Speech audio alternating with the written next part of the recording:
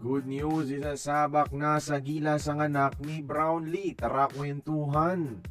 Nandito ngayon sa bansa mga idol ang anak ng ating pambansang import na si Justin Brownlee Jr. mga idol para sa NBTC.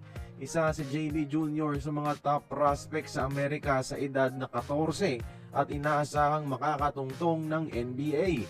At bago pa man yan mangyayari, sisiguraduhin muna ni JB Sr. ang future ng kanyang anak sa Gilas, Pilipinas mga idol. He has a Filipino passport already, right? No. Yeah. I think we'll try to work on it. Maybe hopefully this year or maybe sometime soon. Next year, bago pa man daw umabot ng 16 years old, si JB Jr.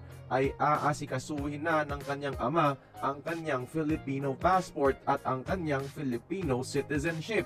Meaning magiging ganap na din siyang Pinoy katulad ng ama at magiging eligible pa sa Gilas Youth Team natin at sa future para sa ating Gilas Men's Team mga idol.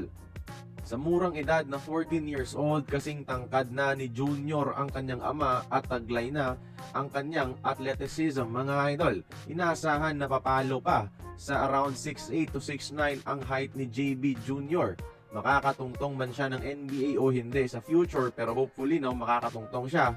Ang maganda secured na yung pagiging Pinoy niya. Kaya kung pipiliin niya man maglaro para sa Gilas in the future mga idol, kung pipiliin niya ay pasok siya bilang local sa mga FIBA tournament, granting na ilalakad na ni JB Sr. ang kanyang papeles next year. At dagdag size at versatility na naman sa atin sa paparating na 2031 FIBA World Cup.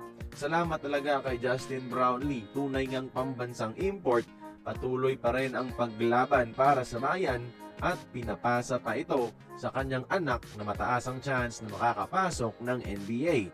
Kaya kayong mga idol, please like this video if gusto nyong makita si Justin Brownlee Jr. sa Gilas, Pilipinas someday.